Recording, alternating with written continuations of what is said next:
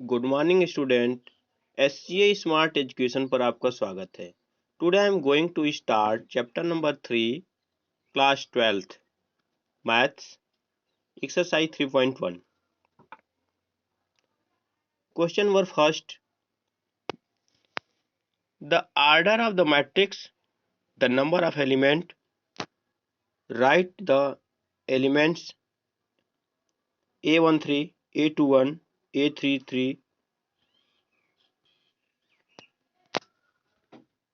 A24, A23। Answer, the order of the matrix equal to number of row into number of column। सबसे पहले order जब लिखना होता है तो हम मैट्रिक्स में जितने रो होते हैं उसको लिखते हैं और फिर उसके बाद column.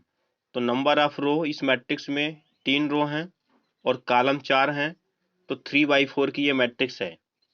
The number of element, अगर नंबर ऑफ एलिमेंट्स फाइंड करना है तो 3 into 4,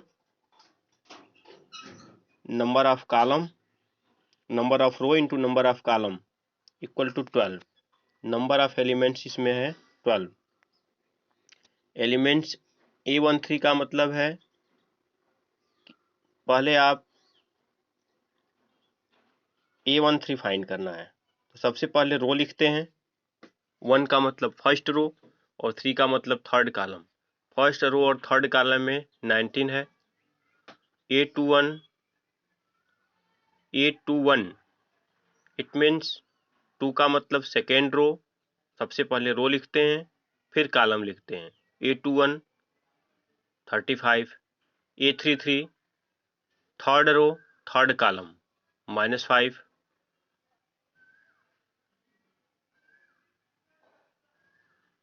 third row third column -5। A24 second row fourth column, second row fourth column 12 है।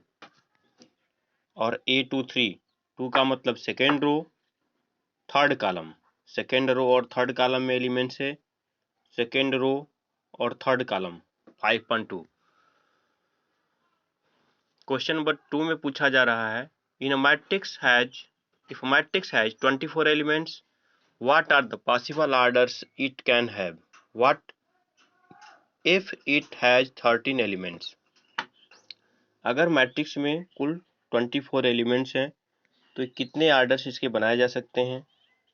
सबसे पहले 1 into 24 लिखा जा सकता है। 1 रो और 24 कॉलम की मैट्रिक्स बनाई जा सकती है।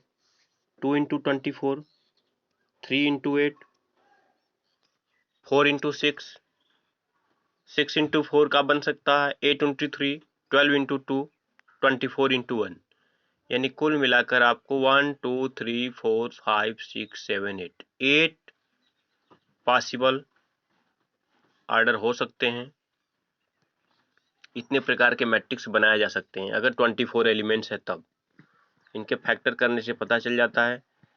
अगर 13 एलिमेंट्स हैं तो 13 का फैक्टर केवल हो पाएगा 1 into 3 कर सकते हैं, 1 into 13 एंड 13 into 1। केवल 2 प्रकार की मैट्रिक्स बनाई जा सकती है जिसमें 13 रो हो और एक कॉलम हो, या एक कॉलम हो या एक रो हो 13 कॉलम हो।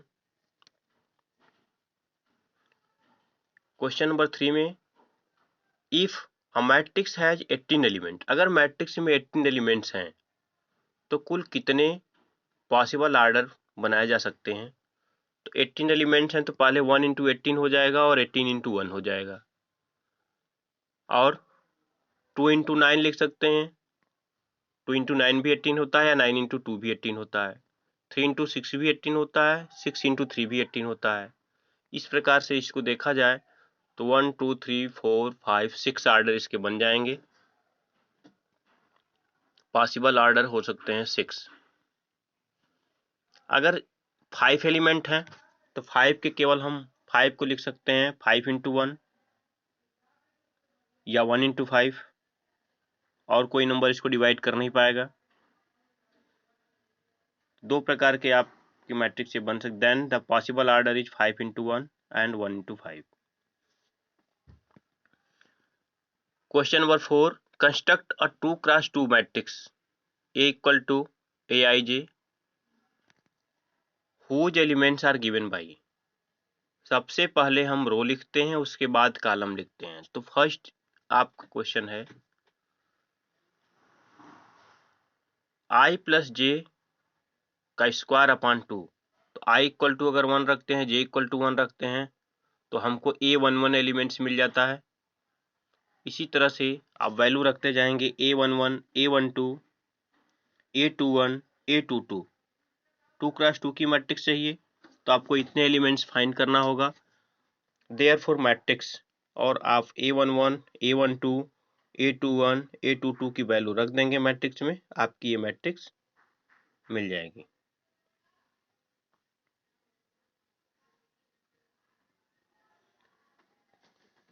सेकेंड कहा जा रहा है इसमें here Aij equal to I upon J. अगर I अपॉन जे है therefore the elements of the matrix are, आप I equal to 1, J equal to 1 रखेंगे, A11 मिलेगा, A12 मिलेगा, A21, A22 और देयरफॉर आप मैट्रिक्स आपका 2x2 की मैट्रिक्स बन जाएगी। Aij equal to I plus 2J upon 2, I plus 2J का square upon 2। Therefore the elements of the matrix, elements of the matrix अगर फाइंड करना है तो A11 आप I इक्वल टू 1 और J इक्वल टू 2 रखेंगे, I equal to 1, J equal to 1 रखेंगे तो 1 प्लस 2 का स्क्वायर अपॉन 2, 9 अपॉन 2 मिलेगा। इसी तरह से A12 फाइंड कर सकते हैं, A21, A22 और आप मैट्रिक्स अब आपका बन जाएगा 9 अपॉन 2, 8, 25 अपॉन 2, 18। क्वेश्चन नंबर 5 में बताया जा रहा है construct 3x4 matrix whose elements are given by. अब आपको 3x4 का बनाना है मैट्रिक्स। 3 रो है और 4 कॉलम है। पहले रो लिखा जाता है फिर कॉलम लिखा जाता है। तो आपको 3 रो के एलिमेंट्स पता करने पड़ेंगे और फिर कॉलम के। A11 सभी की वैल्यू आप रख के A11 फाइंड करें, A12, A13 और A14। इसी तरह से A21, A22, A23, A24, A31, A32, A33, A34 और सभी एलिमेंट्स को फाइंड करके आप एक मैट्रिक्स में रख दें, जो कि ये मैट्रिक्स आपका 3x4 का मैट्रिक्स है। 3x4 का मतलब 3x4 का मतलब होता है कि 3 रो होना चाहिए और 4 कॉलम होना चाहिए। इस मैट्रिक्स में 3 रो है और 4 कॉलम है। इसी तरह से क्वेश्चन नंबर 2 है इसका 3x4 का मैट्रिक्स फाइंड करना है, वैल्यू रख के आप फाइंड कर सकते हैं। क्वेश्चन नंबर 6 में find the value of XYZ from the following equation. जब ये दोनों मैट्रिक्स इक्वल हैं तो हमको XYZ की जब वैल्यू फाइंड करना है तो फर्स्ट में 4 इक्वल टू I हो जाएगा, 3 इक्वल टू Z हो जाएगा, X इक्वल टू 1 हो जाएगा और 5 इक्वल टू 5। कोई मतलब ही नहीं है उसका 5 इंटू 5, तो सबकी वैल्यू आपकी मिल गई। इसी तरह से क्वेश्चन नंबर इसका सेकेंड देखेंगे x प्लस वाई। तो x प्लस वाई का कंपेरिजन हम करेंगे 6 से, x plus y equal to 6 और 5 प्लस जेड इक्वल टू 5 और एक्स वाई इक्वल टू हो जाएगा उसके दूसरे एलिमेंट्स 8 से इक्वल टू 8। ऑन सॉल्विंग जब इसको आप सॉल्व करेंगे तो x इक्वल टू 2 मिलेगा, y equal to 4, z equal to 0 और x इक्वल टू 4। सॉल्व कैसे करेंगे, x प्लस वाई है और ये एक्स वाई है, एक्स वाई से x की वैल्यू निकाल के इक्वेशन नंबर 1 में रख दीजिए, इक्वेशन सॉल्व हो जाएगा।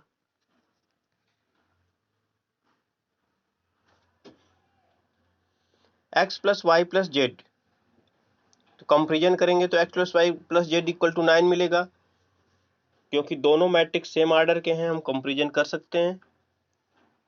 y plus x plus z equal to 5, y plus z equal to 7।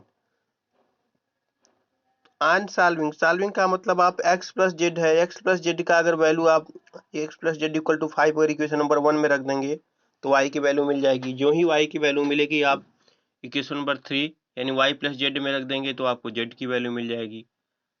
x की वैल्यू, y की वैल्यू और z की वैल्यू, सबकी वैल्यू आप निकाल सकते हैं। Question number 7, find the value of a b c d from the equation.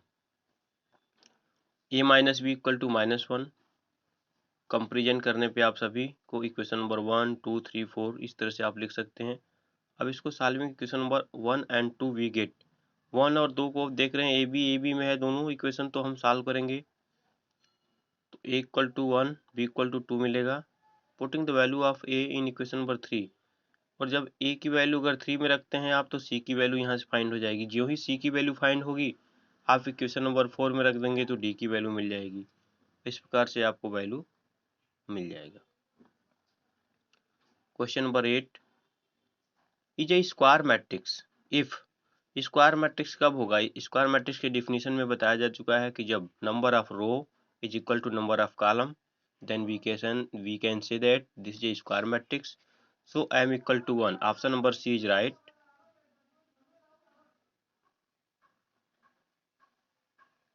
Question number 9, which of the given value of x and y make the following pair of matrix equal?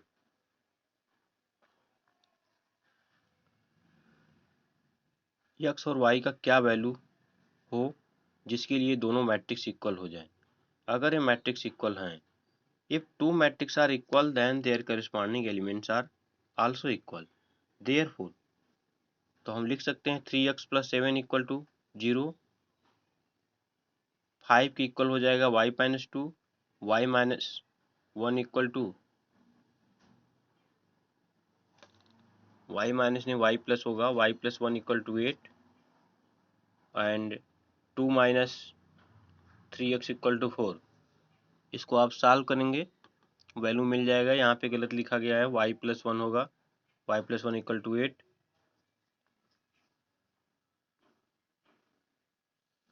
Question number 10, the number of all possible matrix of order 3 into 3 with each entry 0 or 1। Possible order कितने हो सकते हैं?